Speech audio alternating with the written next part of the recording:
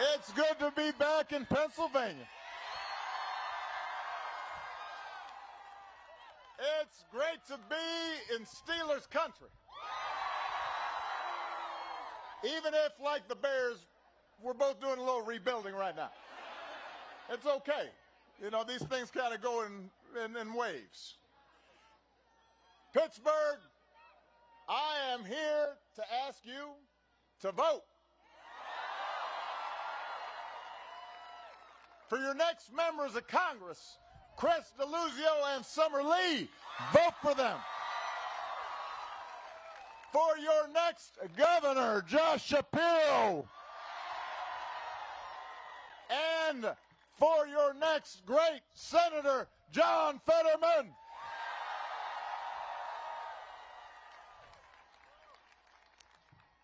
In case you don't know, you can vote at your polling place on November 8th from 7 a.m. to 8 p.m. And if you need more information, just go to iwillvote.com, find out where to go, make a plan. I love you back, but you got to vote. If you have a ballot in your hand, get it to a drop box or your county clerk's office as soon as possible before 8 p.m. on Election Day. And then you need to get your friends and family to vote. Because we all have, you know, Cousin Pookie. We all have Uncle Joe. They're sitting on the couch. Right now, as we speak, they're watching college football.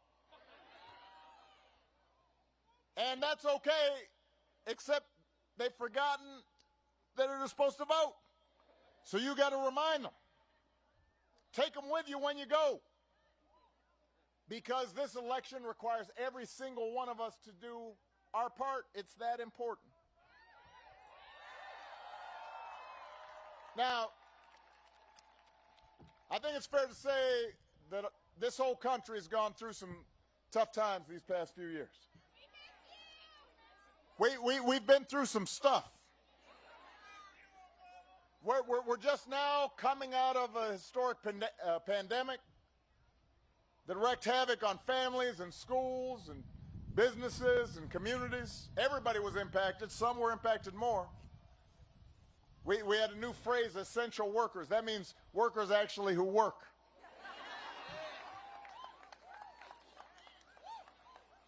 And then some folks lost people they loved. Probably some people in this crowd lost somebody they loved.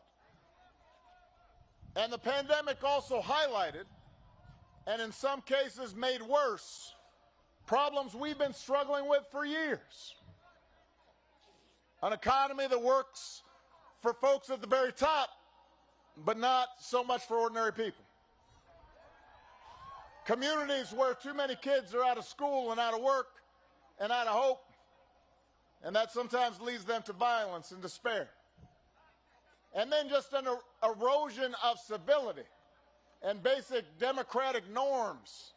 And you've got politicians who work not to bring people together, but to stir up division and to make us angry and afraid of one another just for their own advantage so they can take power.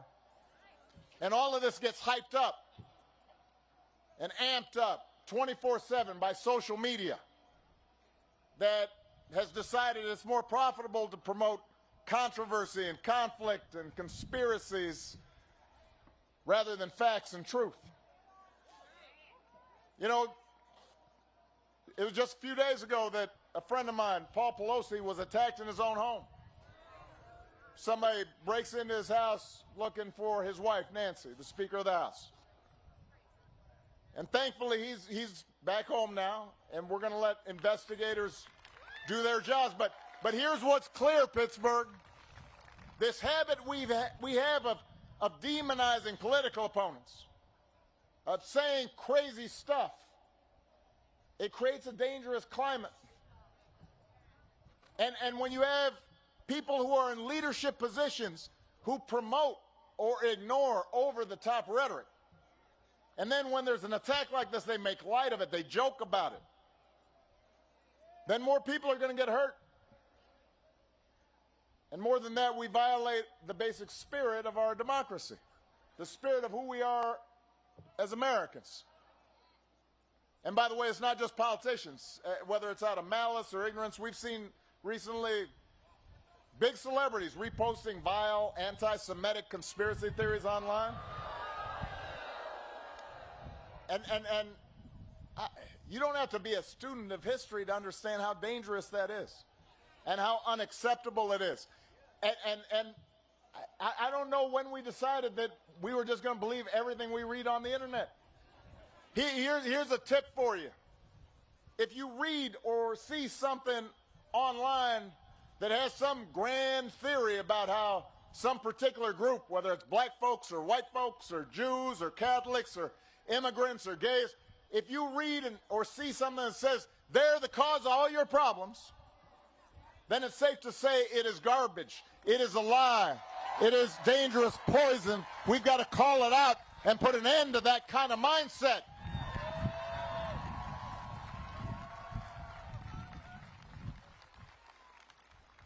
But unfortunately, it seems as if this kind of poison gets more and more attention. So I understand why people would feel anxious. I get why you might be worried about the course of our country. I get worried too. I understand why sometimes it may be tempting just to tune out, just to watch football or HGTV or the Great British Baking Show, whatever floats your boat. But I'm here to tell you, Pittsburgh, that tuning out's not an option. Sulking and moping, that's not an option. The only way to make this economy fair is if we, all of us, fight for it. The only way to save democracy is if we together fight for it. And it starts with electing people who know you, who see you, who care about you, who stood in your shoes. You did that 2 years ago when you sent Joe Biden to the White House. He's fighting for you every day. He's got your back, doing everything he can to put more money in your pockets, to make our streets safer, to bring more good-paying jobs here to Pennsylvania. Now you need to do it again.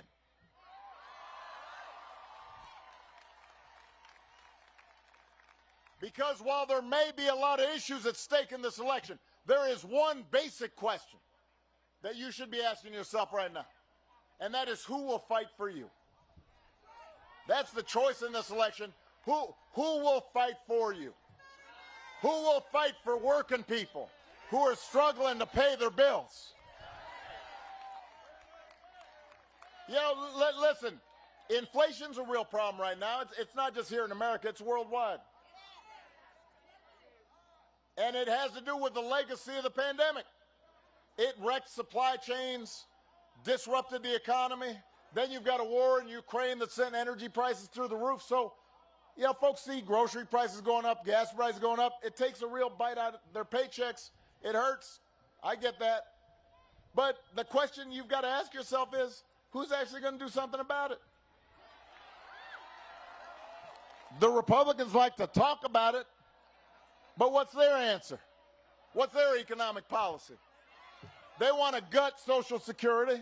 They want to gut Medicare. They want to give rich folks and big corporations more tax cuts.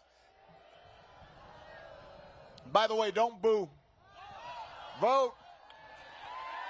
They can't hear you boo, but they'll hear you vote.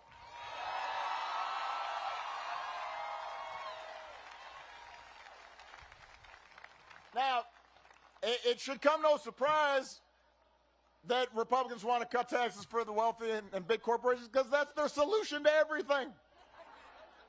When inflation's low, they say, let's cut taxes for the wealthy. If unemployment's high, let's cut taxes. When it's the reverse, they want to cut taxes on the wealthy. If there was an asteroid that headed towards Earth,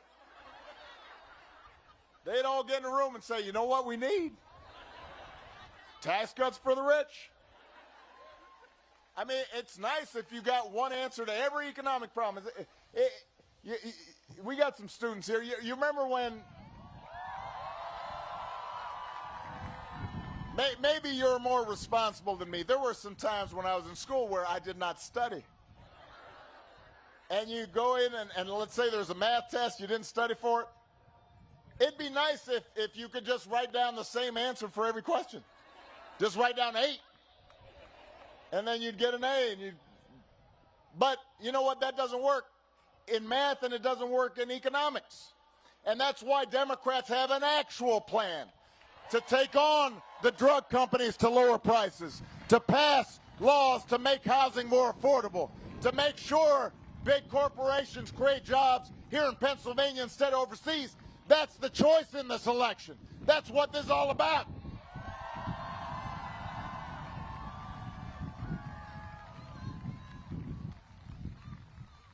There's a lot of talk about crime right now. You know, violent crime has gone up.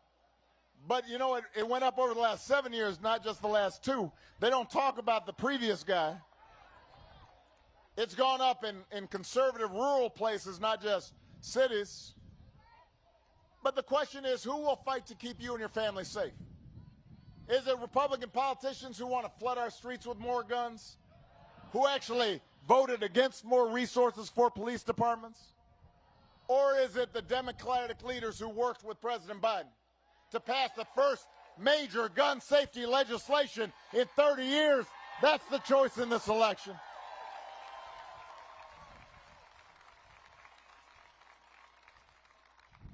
Who will fight for your freedoms? Is it Republican politicians and judicial appointees who think they should get to decide when you start a family and how many children you have or who you marry and who you love? Or is it Democratic leaders who believe that the freedom to make these most personal of decisions belong to you, to every American, and not politicians in Washington? That's the choice in this election.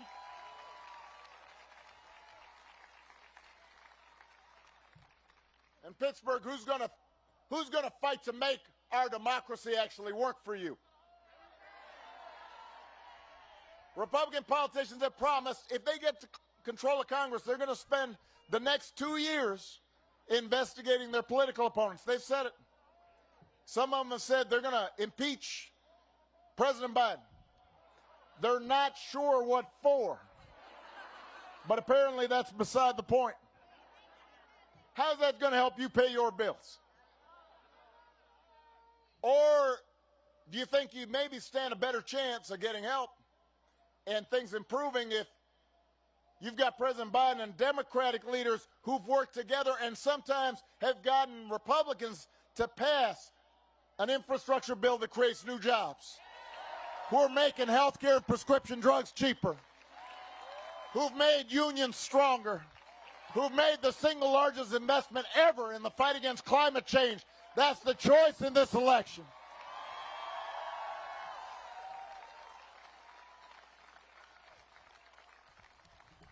Pennsylvania, you've got a choice between politicians who seem willing to say anything and do anything to get power, and people who see you and know you and care about you and share in your values, who want to make your lives better and move this country forward and bring people together. And let me be clear about this. This hasn't always been a partisan thing. One of the tough things about campaigning, it makes it sound as if, oh, you know, it's blue team versus red team and that's all I care about. Listen, my favorite president ever was a guy named Abe Lincoln. He helped found the Republican Party. There used to be GOP members who championed progress in civil rights and rule of law. But, you know, I've got to look at the facts, and the facts are these days just about every GOP politician seems obsessed with two things. They want to own the libs. Let's get the libs. And let's get Donald Trump's approval. We need Donald to really, hey, what did we say about vote? Don't boo now. But that's their agenda. They're not interested in actually solving problems. What they want to do is make you angry and then find somebody to blame. Because that way you may not notice they've got no answers of their own. John's opponents, he has answers, they're just the wrong ones. You want to lose weight? Take raspberry ketones.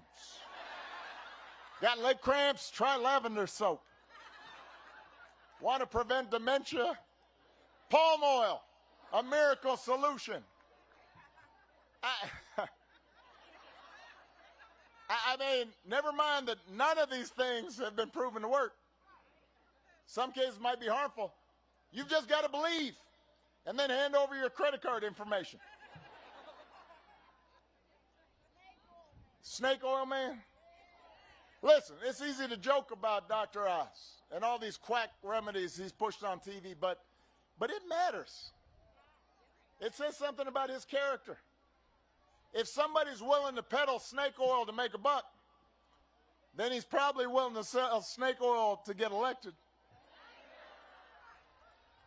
You deserve better than somebody who's just trying to make a quick buck. Somebody willing to say anything to get attention. You deserve somebody who knows you. You deserve somebody who stood side by side with you. Somebody who will work every day and fight for you. Somebody who's actually from Pennsylvania. You deserve somebody like John Fetterman.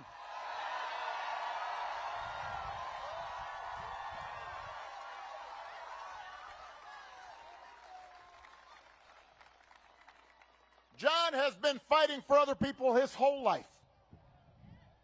Here's a guy who found his calling as a mentor for big brothers, big sisters. Somebody who joined AmeriCorps to teach GED classes for young parents. Who ran for mayor of a small town to create jobs and reduce gun violence. John doesn't just talk the talk. He's walked the walk alongside you. So you know then that he means what he says. John will help build an economy that works for everybody because, and you know that because he's worked for everybody. Not just folks who write big checks. Not just for special interests and those in power.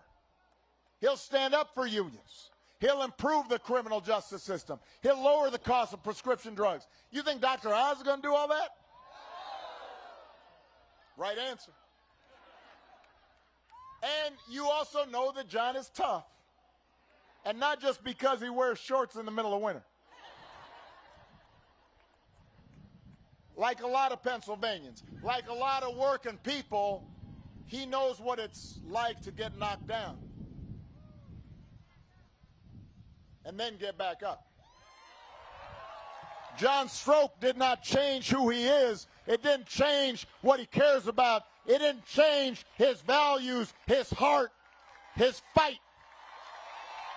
It doesn't change who he will represent. When he gets to the United States Senate, he'll represent you, and that's what you deserve.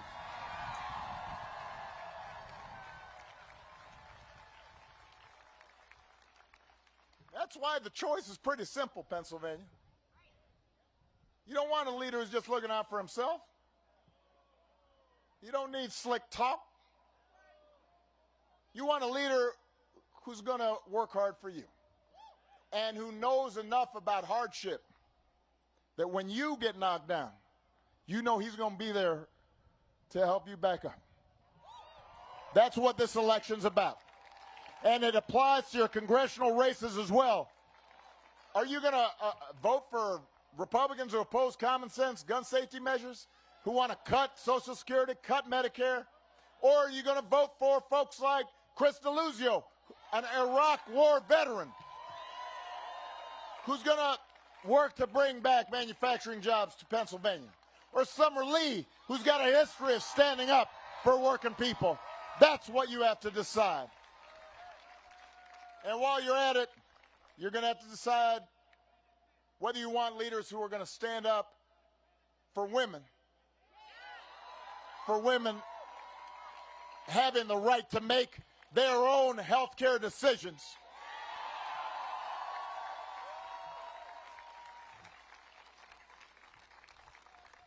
Abortion is controversial in this country. It always has been.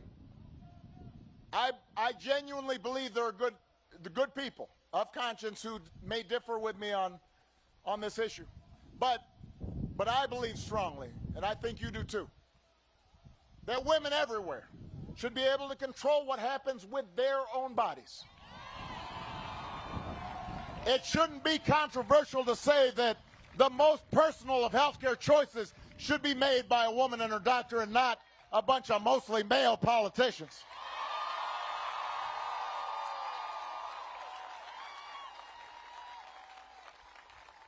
And that's why when the Supreme Court struck down Roe, it was a wake-up for a lot of young people, especially young women, who may have taken Roe for granted.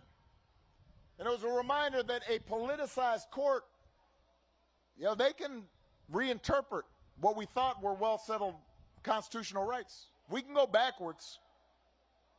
If Republicans take back the House and Senate, we could be one presidential election away from a nationwide ban on access to abortion. And that might just be the beginning. I taught constitutional law for a decade. I can tell you this. If a court does not believe in a zone of privacy that allows each of us to make our own decisions without government interference, then other freedoms we take for granted could be at risk. Clarence Thomas has said as much. If there's no right to privacy, then same-sex marriage could be at risk. Almost every Republican in the House of Representatives already voted against guaranteeing a right to use contraception. That's not in the Constitution. That's interpreted as a part of the right to privacy. If we don't have that and they take back power, there's no guarantee birth control won't be next. Think about that. You got to vote. Here in Pennsylvania. I'm sorry, what was that? Here in Pennsylvania, John's opponent. Go ahead, go ahead.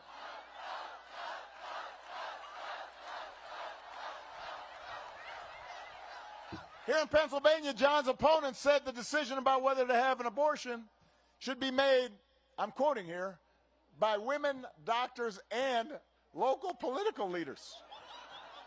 Really? The mayor gets to decide what you do with your body? Which school board member? County sheriff? Who exactly are you talking about should tell you about when to start a family? John Fetterman believes women should be able to make their own health care decisions. And if you send him to Washington, he'll make sure women in Pennsylvania always have access to the care that they need.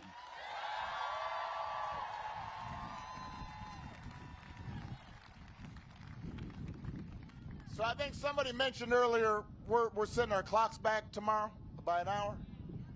On Tuesday, let's make sure our country doesn't get set back 50 years.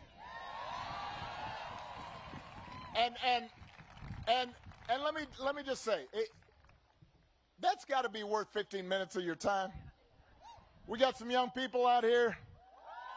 Most of you have voted, maybe not all of you. Maybe some of your roommates or whatnot are still not sure whether it's worth the vote. If that's not worth 15 minutes, what is? Well, maybe if you need another reason to vote, let me tell you, consider the fact that our democracy is also on the ballot. I've been traveling through the country, and I got to admit, going out on the campaign trail feels a little harder than it used to be. And it's not just because I'm grayer and stiffer. Back when I was, part of it is back when I was first running for office. I remember when I first started campaigning here in Pennsylvania. I'd go to various towns, and people didn't always agree with me on everything. But, I could go into a small town, maybe mostly Republican town. Not a lot of folks look like me. And I'd go to a VFW hall, or I'd go to a diner. Maybe if it was a rural area, I'd go to a county fair, and I'd sit down, and I'd have a piece of pie and coffee, and because I like pie. And you'd have a conversation with somebody. And you talk about your kids, you talk about your parents, maybe somebody got sick in your family and what that was like. You talk about the hopes you have for the future. And you might not agree on everything, but at least you suddenly felt some connection. You saw, okay, even though we come from different places, we have a tie that binds. And maybe we might persuade each other about some things. And I'd learn something, and they'd learn something about each other's lives. And that was one of the joys, one of the glories of campaigning, was seeing this incredible diversity of the country, but also understanding that there was this thread that tied us together. And by the way, that's why I ended up getting a bunch of Republican votes. Hard to believe, but it was true. And then after I won, my Republican opponent, John McCain, graciously conceded. And he wished me luck for the sake of the country. And we still had arguments. He was still in the Senate, and he'd give me a tough time. He could be cranky sometimes. But we all agreed on the basic foundation of our democracy. And that even if we were competing, we were still basically on the same team. And that's what's at risk right now. You know, Democrats may not be perfect. I'm the first one to admit it. I'm not perfect. No politician is. We're just like all of you. We can make mistakes. But right now, with a few notable exceptions, most Republican politicians aren't even pretending that the rules apply to them. They just make stuff up. I mean, John's opponent still refuses to acknowledge that Joe Biden won the 2020 election. He says he needs more information to determine if the results were legitimate. What information are you talking about? He won't say, just more. He's hired people who marched to the Capitol on January 6th. They're on his campaign.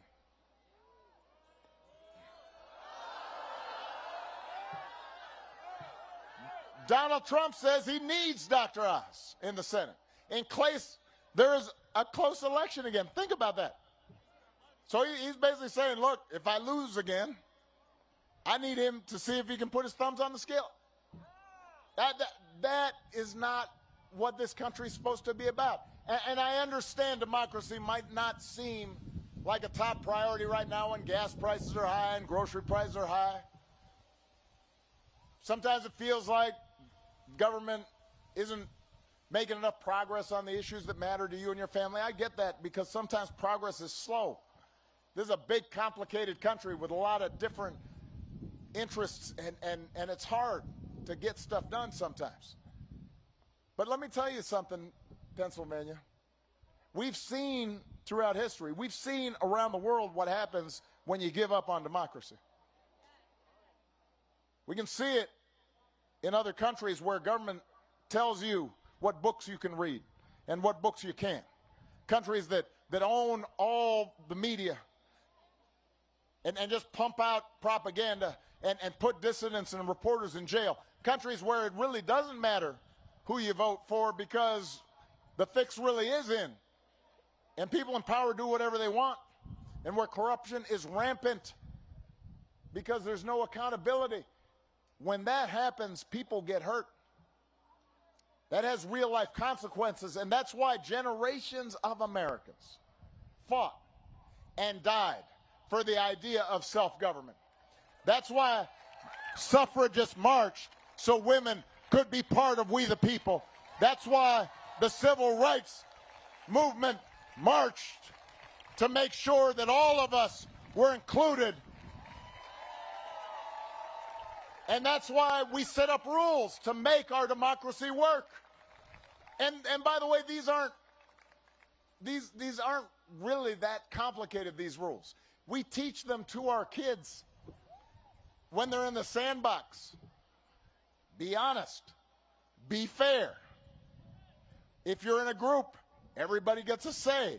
Everybody gets a turn. If you don't get your way, don't throw a tantrum. Don't pick up your ball and go home. You know, when I ran for Congress the first time, in a primary, I got whooped. Lost by 30 points. I did not feel good about that. You know what I didn't do, though? I didn't say it was rigged. I didn't start an insurrection. I went back and did some soul searching and figured out what I had done wrong and tried to do better the next time. And that's what we teach our kids when things don't work out exactly as they want. Okay, think about it, figure it out, do better the next time. These are basic rules that we teach our kids. They undergird our democracy, and that is at stake in this election. Because right now we've got folks who don't tell the truth and are willing to play around with the rules so they get their way no matter what. And that's why it's not enough to elect Democrats like Chris DeLuzio and Summer Lee and Josh Shapiro and John Fetterman. You've got to elect good people up and down the ballot. State legislatures, local seats.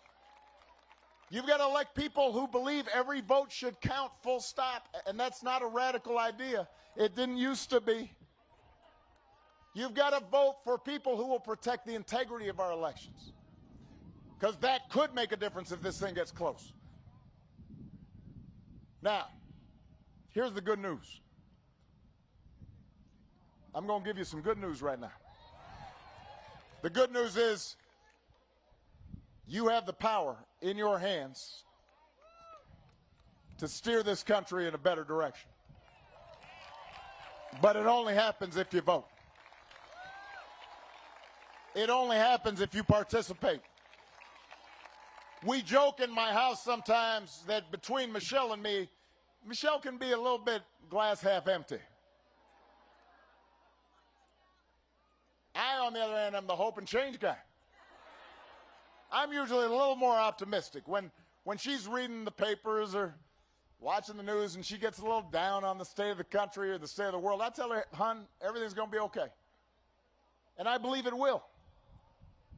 But it won't be okay on its own. It'll be okay because we've worked for it. It'll be okay because we fought for it. Not just on Election Day, but every day in between. These are tough times, Pennsylvania, but we've been through tougher times before. The important thing is we don't give in to the temptation to give up, to get cynical. The important thing is we don't turn inward. The important thing is we don't see politics as a zero-sum game where anything goes and rules are made to be broken. And the only way for us to win, people like us, is for people like them to lose. That kind of division in our minds, we got to get out of that mindset, because even in our darker moments, and there have been darker moments before, we've always had more in common than our politics suggest.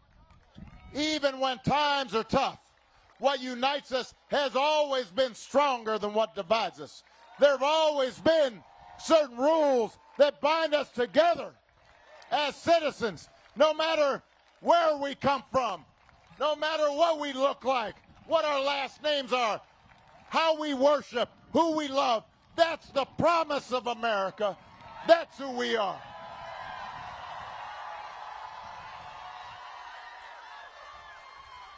We may not fix all our problems overnight, but we can make things better. And better is worth fighting for. So if you're anxious, if you're frustrated right now, don't complain. Don't boo. Don't tune out. Vote. Get off your couch and what? Put down your phones and what? Vote for leaders like Chris DeLuzio. Vote for folks like Summer Lee. Vote for Josh Shapiro.